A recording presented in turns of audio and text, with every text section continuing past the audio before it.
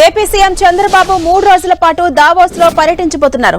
రాష్ట్రానికి పెట్టుబడులు తీసుకురావడమే లక్ష్యంగా ఇవాల్టి నుంచి పలు సంస్థల చైర్మన్లు సీఈఓలతో భేటీ కాబోతున్నారు చంద్రబాబు. దావోస్ టూర్ లో భాగంగా వరల్డ్ ఎకనామిక్ ఫోరం సమ్మిట్ లో పాల్గొంటారు.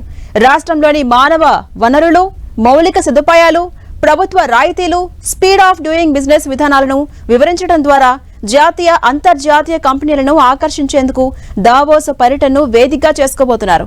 దావోస్ టూర్ లో భాగంగా ఇవాళ జ్యూరిచ్ లోని ఇండియన్ అంబాసిడర్ తో భేటీ కాబోతున్న సీఎం చంద్రబాబు అనంతరం హిల్టన్ హోటల్లో 10 మంది పారిశ్రామికవేత్తలతో సమావేశమవుతారు. అక్కడి నుంచి హోటల్ హయత్ లో జరిగే తెలుగు పారిశ్రామికవేత్తల సమావేశంలో పాల్గొంటారు. Meet and greet with Telugu diaspora పేరుతో నిర్వహిస్తున్న ఈ సమావేశంలో రాష్ట్రంలో పెట్టుబడులపై చర్చిస్తారు.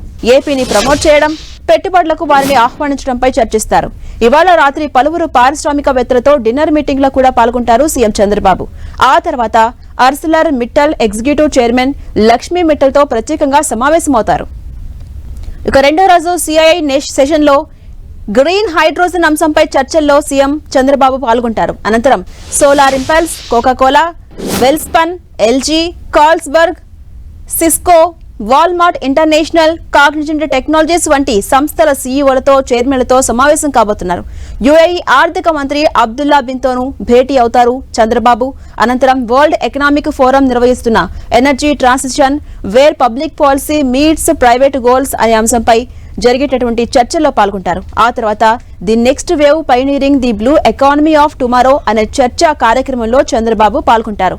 ఇక రెండో రోజు ఈ భేటీలతో పాటు వివిధ జాతీయ అంతర్జాతీయ మీడియా సంస్థలు నిర్వహించే చర్చా కార్యక్రమాల్లోనూ సీఎం చంద్రబాబు పాల్గొంటారు. బ్లూంబర్గ్ వంటి మీడియా సంస్థలకు ప్రత్యేకంగా ఇంటర్వ్యూలు ఇచ్చి ఏపీ పాలసీల గురించి వివరిస్తారు. ఇక మూడో రోజు కూడా పలు వ్యాపారాల దిగ్గజాలతో ముఖ్యమంత్రి చంద్రబాబు సమావేశం కాబోతున్నారు. రోజుకు కనీసం 10కి పైగా భేటీలు, సమావేశాల్లో పాల్గొంటున్నారు. 4వ రోజు ఉదయం దావోస్ నుంచి జ్యూరిచ్ చేరుకొని అక్కడి నుంచి స్వదేశానికి రాబోతున్నారు ఏపీ సీఎం.